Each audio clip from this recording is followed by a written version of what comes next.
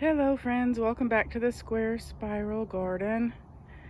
I just did a video on Thursday, which was Juneteenth, and today is Sunday the 22nd. So not much has changed. I have thinned out some of the cosmos, and you can see where I've kind of laid down like self-mulched. And okay, when they're spread out like that, it's not attractive, so we're just going to get it kind of pushed back. But I didn't want the cosmos to be what it does if I don't pull them up here. They tend to come and fall over towards the driveway, and I want them to be a little better behaved than that. So we do have the Asiatic dayflower blooming. This is my favorite weed. You can see why. It's beautiful, and it's also very easy to pull up. It's the one that I let grow in an area that I want to take care of later. Still no flowers on the Maximilian sunflowers, but they're about waist high now, or chest high almost. Recovered from the deer damage. I will have to cut these back as well because they're right up against the path. I just haven't gotten to that yet. I might pull some out where it's close to the pathway, just dig them up and give them away. We've got one apple on this tree. One. Still an accomplishment. Good job, good job. Now, yesterday, my child and I got out here and harvested a lot of the mint. So that is a big change. You can see there's some bare patches here. We did not harvest anything from over here because it's too close to the driveway. So we don't use food plants in this area. And you're saying, but the apples are here, and you are correct. But fruit trees, the trunk of the tree removes toxins, so the toxins don't get to the fruit. So you can plant fruit trees in contaminated soil. Canna's doing really nicely. Not a surprise, they're extremely hardy. There's the peonies. Seed pods. This tree, the Cortland, has 2 apples on it. They're on the other side of the tree, though. They're not on this side. The garlic, the giant garlic, is still doing well. I have found it's called walking garlic because it grows up tall and falls over. Obviously, I did not use this one, but one of the ones over there, I pulled some of the flowers this morning and used them when I was sauteing my eggs. You can eat the garlic flowers. They just taste like garlic. And they actually turn into the tiniest little garlic clove looking things. Look at that. It's like a wee tiny garlic clove. So yeah, this will fall over and plant itself. Excuse me.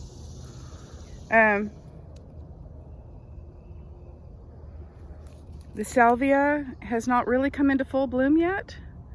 We've had one flower right there. I don't know if anything's going wrong with it, but it looks okay. The hazelnut has shot up another few feet. It's really growing. That's exciting to see. The elderberry, the baby elderberries are blooming now. The older elderberry has fruited out. So you can see all the little green bits, the purple and green, that's the fruit. And it'll be at another, it's usually, I think, early August that I start harvesting, but I have to keep my eye on it because I don't remember exactly. Now, earlier we had some bluebirds, some eastern bluebirds in the birdhouse. I don't know if they're still there. I have not seen them recently. So maybe their babies hatched out. Coneflower. This one appears to be healthy. I'm not seeing any sign of the aster yellow. we're still just absolutely covered in my favorite flower, black-eyed Susans. Now I did plant lemon balm here. Yeah, I know, lemon balm. We've got mustard greens coming up. I've eaten a lot of these recently. Very tasty. The nice thing about the mustard greens is there's not a lot of pests on them. You know, you try to grow kale, everything wants to eat your kale. Oh, we got some pepperweed. Now, I've almost forgotten about pepperweed. This is native, and it's exactly what it sounds like. It's got the seeds are peppery tasting. I need to be picking some of that. This is the one that this is the garlic head that I pulled from. Yeah, look at those flowers. Is that not ridiculous? Just fantastic. Like, too much to believe. Aren't they beautiful? Okay, I'm just gushing, I know, but oh my goodness. And that one over there has gotten some rays in it, little dots around. Oh, I love it so much. There's the other coneflower that I noticed. One of the flowers looked kind of weird, so I think it might have the yellow aster. All you got to do with the yellow aster is destroy the plant. Just pull it up, which makes me very sad, but there's nothing else you can do. It does not contaminate the soil, so you don't have to worry about it spreading that way. It spreads by insect. Look at this guy.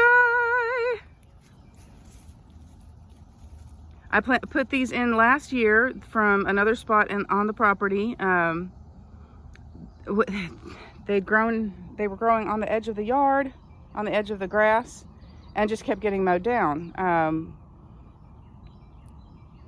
It was not an area that I would get to weed, so they were just, you know, it was full of volunteer baby trees and all kinds of other weeds and etc. So we just mowed it down.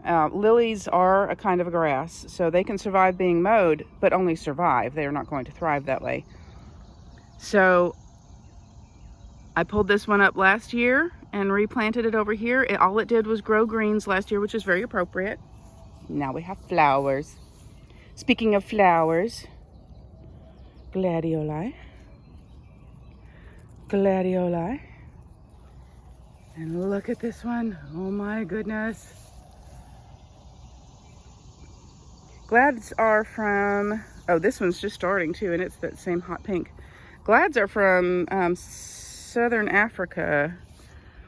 And so Southern Africa South Africa is about the same. Ooh, look. It's about the same distance from the equator going south as we are going north.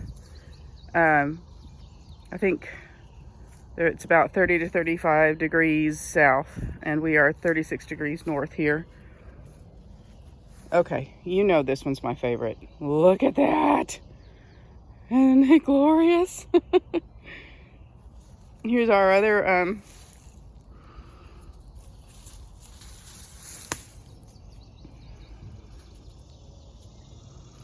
more deer damage. This is my other patch of, I just told y'all what it was, Maximilian sunflower. Yeah, I still have not taken this down off the wall. Another gorgeous daylily and gladiolus. I'm so tickled. Look at that guy. Look at that color. Oh, if I put my phone in front of it, I'd block the light. That's what I'm trying to say, block the light. We did not harvest all of the mint. There's still plenty that will go to bloom and feed pollinators soon. Bee balm still doing very nicely. That thing is a big mess.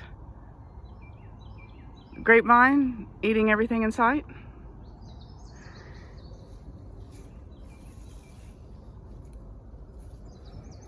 So some of the black-eyed Susans have not made it. It's okay. That's what happens.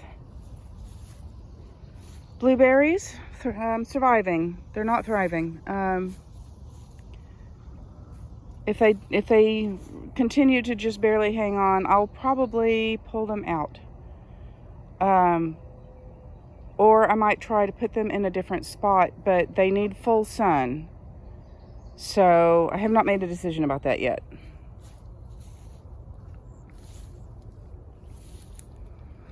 So now it is summertime. There's a little tiny bee. Look at that little tiny bee. It's now full summer. The solstice was yesterday, or actually I think it was Friday evening, like 9 p.m. or something. But you know, the 21st is usually when we celebrate. So is this not an appropriate flower to see at the summer solstice? It looks just like the sun. Okay, not just like, you know what I mean. Artistically speaking, it is a representation of sunlight, sunshine. So I had spread a bunch of seeds over here, and they have not come up. They were the red amaranth, the red Hopi amaranth. And, oh well, I don't know what they need to thrive. I've certainly succeeded with them before, but I was hoping that free seeding would get them done, and it has not. Poke patch. I've eaten several rounds of pokeweed leaves this spring, so the poke is not growing nearly as big as it would normally be this time of year. So it gets stunted when you harvest it, and that's fine with me. I still got to eat. I think I had 4 poke salad bowls. This thing is finally falling apart, but that's all right. The Chinese yams are getting established this year. We will not harvest anything, of course. Now I had put some Chinese yam in here as well, and oh, there's a spider web. I don't want to disturb the spider web, but it might be that nope, there it is. It's still in there. I'm gonna clear around it a little bit. Here we go. Let's just give this guy some sunlight. Nice. All right, we're kind of back where we started. Oh, the other thing I was going to show you, the sorrel. The sorrel has gone to seed here. Very nice. It's falling over. It's also walking. That's how it's going to seed itself. But the young leaves are still edible this time of year, and so I've been pulling some of those. Sorrel is very delicate. It does not handle being, oh, there's Japanese beetles on it. It does not handle being cooked very well, but it makes a really nice, super sour, really tasty, super sour green in a salad. This morning, I made some eggs, and I put, oh, that's the other thing. I put some green coriander, just a few. Well, these are drying, but when they're green, they taste very limey, like lime and, see, here's the green ones. They taste like cilantro lime combination. So I took a little bit of rosemary, just a few of the green coriander, some of the sorrel leaves, some basil. That's what it's like. This wilts down like basil. So it does not respond very well to cooking. Still imparts flavor though. And then the garlic, and it was a really, really nice breakfast. So yeah, the sorrel, you can see, continues to grow. I'll keep eating the young leaves until it doesn't taste good anymore. And this is this third year these have been in the ground. So you can see they're getting really nicely established. I did grow them from seed. The seeds came from Baker, the organic seed people. Here's my broom corn. I got a couple patches of broom. I used to worry that it was invasive, but it's not. Now this is something else I've been eating. The young leaves of the Plantago major. They're pretty good for you. And this is this is Metamucil right here. You wonder where Metamucil came from. And I don't eat anything from next to the house either because of the contamination from the probably the creosote that was in the logs. But in other parts of the garden, wild grapevine, I'll eat those grape leaves. Don't need a grapevine here though. Pick, pick, pick. All right. Here's Miss Mariposa. Buzz, buzz, buzz, buzz. Buzz, buzz, buzz, buzz. You're so cute, kitty. All right, last view of the garden for the day.